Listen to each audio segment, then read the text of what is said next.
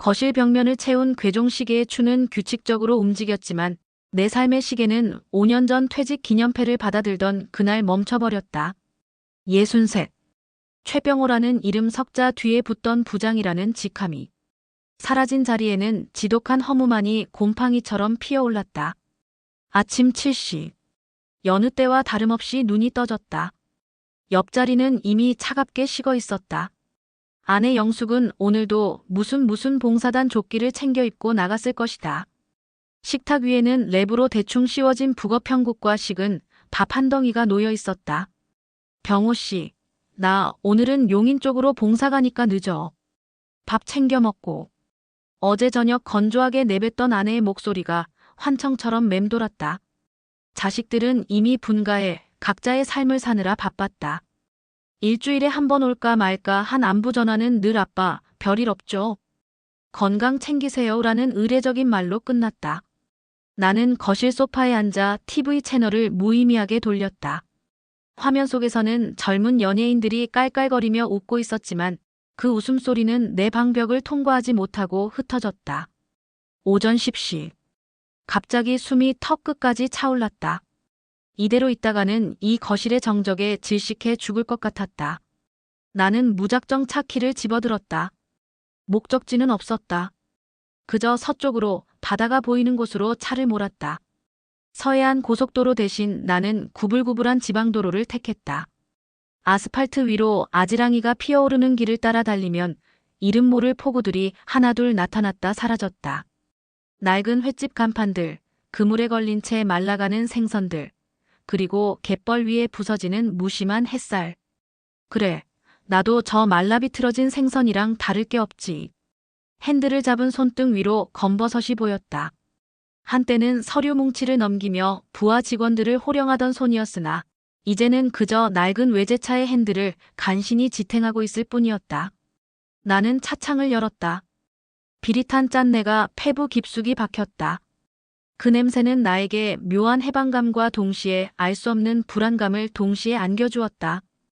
해질녘이 되어서야 도착한 곳은 목포였다. 유달산 자락 아래로 붉은 노을이 깔리고 항구의 가로등이 하나둘 불을 밝혔다. 낯선 도시는 나에게 익명성이라는 선물을 주었다.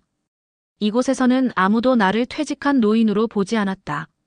그저 지나가는 뜨내기 여행객일 뿐이었다. 나는 목포역 근처의 골목길로 접어들었다. 낡은 간판들이 다닥다닥 붙은 골목 끝에 궁전여관이라는 빛바랜 간판이 보였다. 주차장에 차를 세우고 카운터로 향했다. 하룻밤 묵어갑니다. 중년의 주인 여자는 무심한 눈빛으로 열쇠를 건넸다. 방값은 생각보다 저렴했다. 좁고 가파른 계단을 올라 305호 문을 열었다. 방 안은 지방 여관 특유의 락스 냄새와 오래된 담배 냄새가 섞여 있었지만 침구류는 의외로 빳빳하게 잘 정돈되어 있었다. 침대에 몸을 눕히자 비로소 긴장이 풀렸다. 협탁 위, 낡은 전화기 옆에 흩뿌려진 형형색색의 전단지들이 눈에 들어왔다. 커피 즉시 배달, 20명 아가씨 항시 대기 꽃사슴 다방 1만 5천 원의 행복. 전단지 속 사진들은 조잡했다. 보정된 것이 분명한 젊은 여자들의 노출 심한 사진들. 평소에 나라면 경멸하며 쓰레기통에 던졌을 물건들이었다. 하지만 오늘 이 낯선 도시의 여관방에서 나는 묘한 충동에 휩싸였다. 내 안의 깊은 곳, 이성이라는 데 말에 고여있던 본능이 조금씩 새어나오고 있었다. 나도 아직 남자일까? 그 질문이 머릿속을 떠나지 않았다. 63년이라는 세월 동안 나는 늘 올바른 길만 걸어오려 애썼다. 좋은 남편, 성실한 아빠, 유능한 직장인. 하지만 그 껍데기를 벗겨낸 인간 최병호의 알몸은 얼마나 초라한가. 나는 떨리는 손으로 수화기를 들었다. 전단지에 적힌 번호를 눌렀다. 신호음이 몇 번 울리기도 전에 걸걸한 여자의 목소리가 들렸다. 예, 꽃사슴입니다. 커피 한 잔 보내드릴까요? 아, 예. 305호입니다. 전화를 끊고 나니 심장이 터질 듯이 뛰었다. 거울 속에 나는 늙고 초라했지만 눈빛만은 기묘한 생기로 번들거리고 있었다. 채 20분이 지나지 않아 문을 두드리는 소리가 들렸다. 똑똑. 문을 열자 분홍색 보자기를 든 아가씨가 서 있었다. 20대 초반으로 보이는 앳된 얼굴. 그녀는 익숙한 듯 방 안으로 들어와 보자기에서 믹스커피 2잔을 꺼냈다. 사장님, 혼자 오셨나 봐요? 그녀의 말투는 상냥했지만 눈은 공허했다. 그녀는 커피를 타며 은근슬쩍 내 허벅지에 손을 올렸다. 하지만 나는 선뜻 용기가 나지 않았다. 이 아이는 너무 어렸다. 내 막내딸보다도 어려 보였다. 죄책감과 소심함이 뒤섞여 나는 그녀에게 10,000원짜리 한 장을 더 얹어주며 내보냈다. 그냥 커피만 마실게요. 미안해요. 그녀가 나가고 다시 정적이 찾아왔다. 하지만 한번 열린 욕망의 문은 쉽게 닫히지 않았다. 오히려 첫 번째 여자가 남기고 간 향수 냄새가 내 말초신경을 자극했다. 63세의 혈관 속으로 뜨거운 피가 도는 것이 느껴졌다. 나는 다시 수화기를 들었다. 이번에는 다른 번호였다. 첫 번째 아가씨가 남기고 간 믹스커피의 향은 잔인했다. 그것은 설탕의 단맛 뒤에 가려진 삶의 비릿한 비애 같았다. 나는 침대 끝에 걸터앉아 멍하니 텔레비전을 켰다. 화면 속에서는 중년 연기자들이 고성을 지르며 서로의 뺨을 때리는 막장 드라마가 한창이었다. 평생 저런 건 천박한 자들이나 보는 것이라며 혀를 찼던 내가 지금 그 드라마보다 더 천박하고 노골적인 욕망의 소용돌이 앞에 서 있었다. 심장이 늑골을 때리는 소리가 귓가까지 들렸다. 63세의 혈관은 이미 딱딱하게 굳어버린 줄 알았건만 낯선 항구 도시의 어둠은 내 안에 잠자던 원초적인 짐승을 깨웠다. 퇴직 후 5년 나는 집에서 투명인간이었다. 아내 영숙에게 나는 그저 매달 연금이 입금되는 통장이거나 거실 소파의 등받이처럼 배경의 일부일 뿐이었다. 그런 나에게 욕망이라는 단어는 사치이자 금기였다. 하지만 지금 이 순간 나는 내 이름을 버리고 싶었다. 최병호라는 허울 좋은 껍데기를 벗어던지고 그저 갈증에 목마른 한 마리 수컷이 되고 싶다는 갈망이 솟구쳤다. 나는 다시 전단지를 집어들었다. 손가락 끝이 미세하게 경련을 일으켰다. 이번에는 아까보다 훨씬 화려하고 노골적인 문구가 적힌 카드를 골랐다. 여보세요. 여기 305호요. 아까보다 훨씬. 그래요. 제일 예쁜 친구로 부탁합니다. 전화를 끊고 나니 입안이 바싹 말랐다. 냉장고에서 생수 한 병을 꺼내 벌컥벌컥 들이켰다. 차가운 물이 식도를 타고 내려갔지만 가슴속의 불길은 오히려 더 거세게 타올랐다. 정확히 22분 뒤였다. 복도 끝에서 들려오는 발소리는 첫 번째 여자와는 결이 달랐다. 무게감이 있으면서도 유연한, 마치 먹이를 찾아 나선 표범의 걸음걸이처럼 은밀하고 우아했다. 똑똑똑. 3번의 정중한 노크. 나는 침을 꿀꺽 삼키며 문을 열었다. 그리고 그곳에서 나는 내 생의 마지막이 될지도 모를 치명적인 낙원을 목격했다. 그녀의 이름은 소희라고 했다. 20대 중반, 아마도 내 큰딸과 비슷한 나이일 것이다. 하지만 그녀가 풍기는 분위기는 딸아이의 그것과는 정반대의 극단에 있었다. 어깨 아래로 흘러내리는 칠흑 같은 생머리, 조명을 받아 투명하게 빛나는 하얀 살결, 그리고 꽉 끼는 네이비색 미니 원피스 위로 드러난 노골적인 곡선들.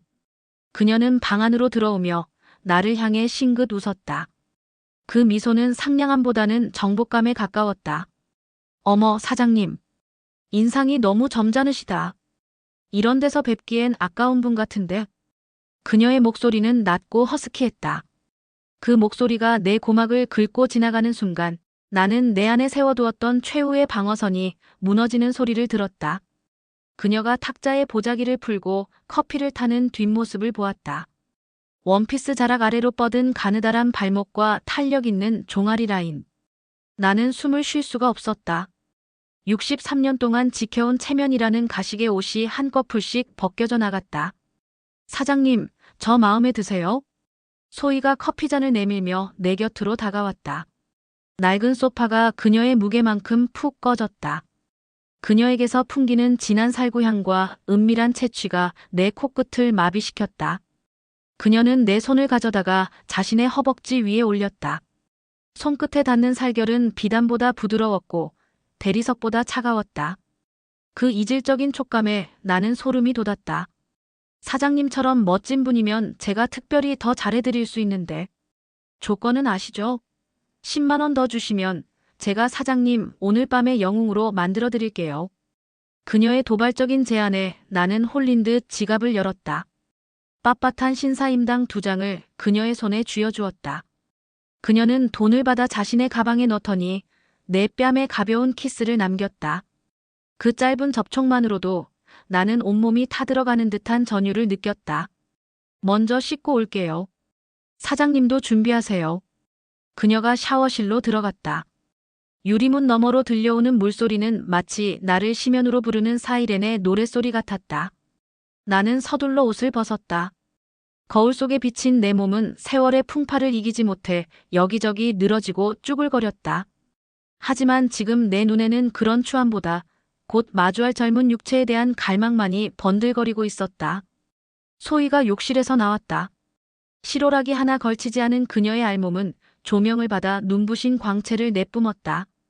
가느다란 허리 아래로 이어지는 풍만한 골반, 그리고 모델처럼 길게 뻗은 다리. 그녀는 침대에 누워있는 나에게 다가와 조심스럽게 내 몸을 감싸 안았다. 그녀의 손길은 마치 조각상을 다듬는 예술가처럼 섬세했다. 내 가슴팍에 검버섯을 어루만지고 거친 피부를 부드럽게 쓰다듬었다. 사장님, 힘 빼세요. 오늘 밤은 아무 생각하지 말고 저한테만 집중해요. 그녀의 입술이 내 전신을 훅기 시작했다. 목덜미에서 가슴으로, 다시 복부로 내려가는 그녀의 혀끝은 뜨거운 불길 같았다. 나는 신음을 참지 못하고 침대 시트를 움켜쥐었다. 63세. 누구에게는 할아버지라 불릴 나이에 나는 지금 이 순간 세상에서 가장 뜨거운 남자가 되어 있었다. 나는 그녀를 돌려 눕혔다. 그리고 평생 아내에게도 보여준 적 없던 야성적인 본능으로 그녀의 육체를 탐했다. 그녀의 은밀한 부위에 코를 박고 그녀의 채취를 들이켰다. 그녀는 몸을 뒤틀며 가느다란 신음을 뱉었다. 아, 사장님, 의외로 너무 뜨거워요. 아, 그녀의 반응은 내 정복욕을 자극했다. 나는 그녀의 잘 발달된 둔부를 움켜쥐고 내 육체를 그녀의 안으로 밀어넣었다. 좁고 뜨거운 그곳으로 빨려 들어가는 순간 나는 내가 살아온 63년의 세월이 이 찰나의 쾌락을 위해 존재했다는 착각에 빠졌다. 소희는 적극적이었다. 그녀는 내 위로 올라타 허리를 돌리며 나를 극한으로 몰아붙였다. 그녀의 젖은 머리카락이 내 얼굴을 때리고 그녀의 가쁜 숨소리가 내 귓가를 가득 채웠다. 땀방울이 서로의 몸을 적시며 비릿한 살 냄새가 방안을 메웠다. 나는 참지 못하고 그녀의 허리를 꽉 움켜쥐었다. 손가락이 그녀의 하얀 살결 속으로 깊숙이 파고들었다. 온몸의 근육이 비명을 질렀고 시야는 하얗게 전멸했다. 아! 동시에 터져나오는 분출. 그것은 단순한 사정이 아니라 내 삶을 옥죄던 모든 억압과 고독에 대한 처절한 방출이었다. 나는 그녀를 끌어안은 채 한동안 거친 숨을 몰아쉬었다. 그녀는 내 품 안에서 고양이처럼 가르릉거리며 나를 다독였다. 사장님, 진짜 최고였어요. 돈 더 주셔야겠는데. 나는 나른한 몸을 이끌고 그녀에게 다시 10만 원을 쥐어주었다. 그녀는 만족스러운 듯 옷을 챙겨 입고 방을 나섰다. 문이 닫히는 소리와 함께 찾아온 정적. 나는 어둠 속에서 천장을 바라보았다. 쾌락이 빠져나간 자리에는 지독한 허무와 함께 알 수 없는 불안감이 밀려왔다. 방바닥에 떨어진 소희의 머리카락 한 올이 조명을 받아 반짝였다. 그것은 내가 지은 죄의 증거이자 앞으로 닥쳐올 거대한 파국의 예고장처럼 보였다. 나는 그 머리카락을 손으로 집어들었다. 가늘고 질긴 그 실타래가 내 목을 조여오는 기분을 느끼며 나는 깊고 어두운 여운을 즐겼다. 폭풍 같은 정사가 끝나고 소희가 떠난 방 안은 지독하리만치 고요했다. 공기 중에는 여전히 그녀의 살구색 향수 냄새와 비릿한 살 냄새, 그리고 뜨거운 열기가 부유하고 있었다. 나는 나체인 채로 침대 머리맡에 기대어 앉아 담배 한 개비를 입에 물었다. 5년 전 담배를 끊었건만 아까 그녀가 가방에서 흘리고 간 것을 무심코 집어든 것이었다. 연기가 폐부 깊숙이 박혔다. 63세의 심장이 이토록 격렬하게 요동친 게 얼마만인가. 방금 전까지 내 품 안에서 전율하던 그 젊고 하얀 살결의 촉감이 여전히 손끝에 남아 있었다. 모델처럼 길게 뻗은 다리, 내 허리를 감싸 안던 그 탄력 있는 허벅지 근육, 그리고 절정의 순간에 내 어깨를 파고들던 그녀의 날카로운 손톱 자국. 이게 꿈은 아니겠지. 나는 내 가슴팍에 남은 붉은 우려를 내려다보았다. 그것은 퇴직 후 무기력하게 죽어가던 내 육체에 새겨진 살아있음의 훈장이자 동시에 평온했던 내 삶을 송두리째 뒤흔들 파멸의 징조처럼 보였다. 시계는 새벽 3시를 가리키고 있었다. 20만 원. 누군가에게는 작은 돈일지 모르나 내게 그 돈은 평생 지켜온 도덕적 방어선을 허무는 대가였다. 하지만 후회는 없었다. 아니, 오히려 묘한 정복감과 해방감이 전신을 감싸고 있었다. 집에서 봉사활동과 모임에 미쳐 나를 투명인간 취급하던 아내 영숙의 얼굴이 떠올랐지만 죄책감보다는 비웃음이 먼저 나왔다. 당신이 밖에서 고상한 척 봉사할 때 나는 여기서 당신보다 30살은 어린 여자와 몸을 섞었어. 그런 뒤틀린 우월감이 나를 지배했다. 나는 나른한 몸을 이끌고 다시 샤워실로 향했다. 물줄기가 내 노구를 타고 흘러내렸다. 거울 속에 나는 아까보다 훨씬 젊어 보였다. 욕망은 인간을 추하게 만들기도 하지만 때로는 이토록 생생한 생기를 불어넣기도 하는 법이다. 나는 젖은 몸을 닦고 침대에 누웠다. 소희가 누웠던 자리에 온기가 남아 있었다. 나는 그 온기를 찾아 몸을 웅크린 채 깊은 잠에 빠져들었다. 오늘 들려드린 최병호님의 이야기가 흥미로우셨다면 앞으로 이어질 더 깊고 진한 서사를 위해 구독과 좋아요를 정중히 부탁드립니다. 여러분의 따뜻한 관심은 다음 장을 써내려가는 저에게 가장 큰 힘이 됩니다. 비록 소설 속 주인공은 폭풍 같은 갈등 속에 직면해 있지만 언제나 평안하고 안온한 일상만 가득하시길 소망합니다. 무엇보다 건강이 최우선이니 오늘도 활기차고 건강하게 하루를 지내시길 진심으로 빌겠습니다. 감사합니다.